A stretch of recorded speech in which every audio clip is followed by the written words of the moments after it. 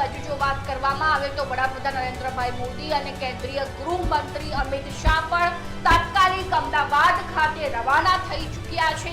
અમે તમને સતત નવી અપડેટ્સ આપતા રહીશું। મુસ્કાન જી જે પ્રમાણે વાત કરવામાં આવે તો પ્લેન ક્રેશ થયું છે એમાં વિજય રૂપાણીની નિકટતાના સાથી જે છે નીતિન ભારદ્વાજ લંડન છે અને તેમને કન્ફર્મ કર્યું છે કે વિજયભાઈ રૂપાણી એર ઇન્ડિયાની ક્રેશ થયેલી ફ્લાઇટમાં જ હોવાનું સામે આવી રહ્યું છે। પણ હાલની સ્થિતિ શું છે એ અમે તમને કહી શકીએ નહીં કારણ કે અમારી પાસે એવા સાચા પુરાવા નથી, પરંતુ એમના નિકટતાના સાથી એવા નીતિન ભારદ્વાજે કહ્યું છે કે તેઓ લંડન આવવાના હતા અને આ જ પ્લેનમાં તેઓ મુસાફરી કરતા હતા। અત્યારે સ્થળ પર બચાવની કામગીરી શરૂ કરવામાં આવી છે અને એવું પણ સામે આવી રહ્યું છે કે વિજયભાઈ રૂપાણીની સ્થિતિ પણ હાલ ગંભીર હોવાનું સામે આવી રહ્યું છે। હાલાકી રિપોર્ટ એવું કહી રહ્યા છે કે 242 પેસેન્જરમાંથી કોઈ પણ પેસેન્જરની બચવાની કોઈ સંભાવના નથી।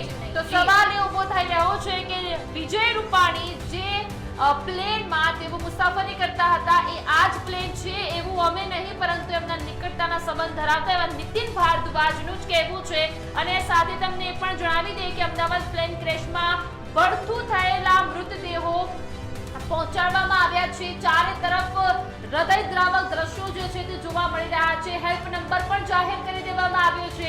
અત્યારના સૌથી મોટા સમાચાર છે કે તમારા કોઈ પણ સંબંધીઓ ત્યાં હોય, કારણ કે પ્લેન જે ક્રેશ થયું છે એ રહેણાંક વિસ્તારમાં ક્રેશ થયું છે અને નીચે જે લોકો રહેતા હતા એમના મકાનો છે તે પણ તૂટી પડવા આવ્યા છે। અને મુસ્કાન તેની સૌથી મોટી અપડેટ એ સામે આવી છે કે જ્યાં પ્લેન ક્રેશ થયું છે તેની નીચે જે છે તે ડોક્ટર ઇન્ટર્ન્સની હોસ્ટેલ હતી, તેમાં 40 થી 50 ડોક્ટર ઇન્ટર્ન્સ જેટલા પણ ઇન્ટર્નશિપ કરી રહ્યા હતા ડોક્ટરી માટે, તેટલા 50 થી 60 ઇન્ટર્ન ડોક્ટરોની હાલત પણ ગંભીર હાલમાં મુસ્કાન જોવા મળી રહી છે। અને બીજી બાજુ સૌથી મોટા સમાચાર મુસ્કાન એ સામે આવ્યા છે કે હાલમાં સ્થિતિ અત્યંત ખરાબ જોવા મળી રહી છે।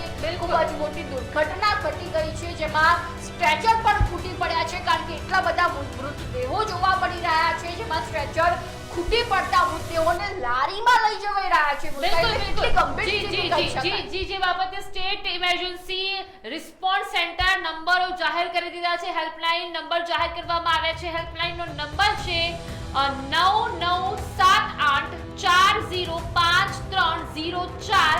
હેલ્પલાઇનનો નંબર જાહેર કરી દેવામાં આવ્યો છે। જે પણ નિકટતાના લોકો હોય તે